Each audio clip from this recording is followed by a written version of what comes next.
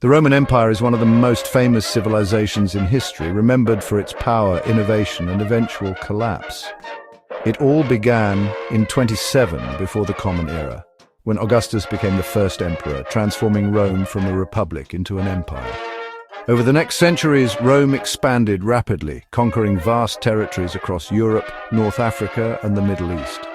Roman legions were unmatched on the battlefield, and their engineering achievements, roads, aqueducts, amphitheaters, helped unify a diverse empire.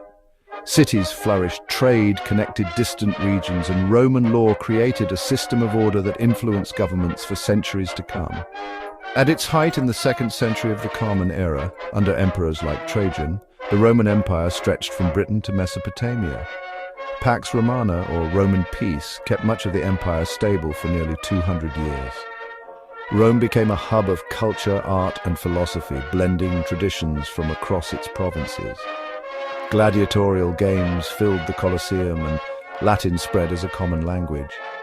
The empire seemed unstoppable. But beneath the glory, cracks were forming. Political instability plagued Rome as emperors rose and fell in violent power struggles. Corruption weakened governance, while economic troubles grew. Heavy taxes, reliance on slave labor, and inflation strained the system. The empire had grown too vast, and defending its borders from constant invasions became nearly impossible. Germanic tribes pressed from the north, Persians threatened from the east, and Rome's once invincible army struggled to keep control. A major turning point came in the 3rd century, known as the crisis of the Roman Empire.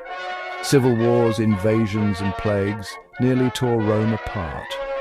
Emperor Diocletian later tried to stabilize things by splitting the empire into east and west, believing it was too large for one man to rule.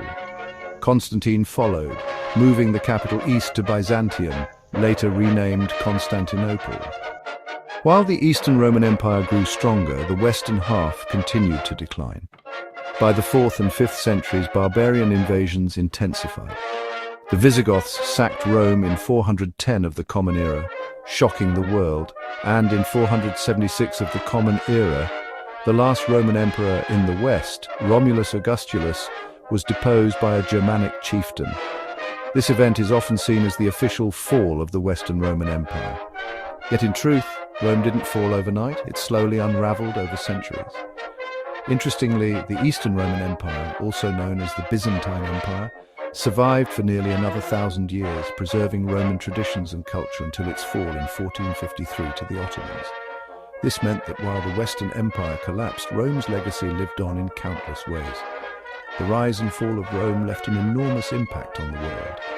Roman law influenced modern legal systems.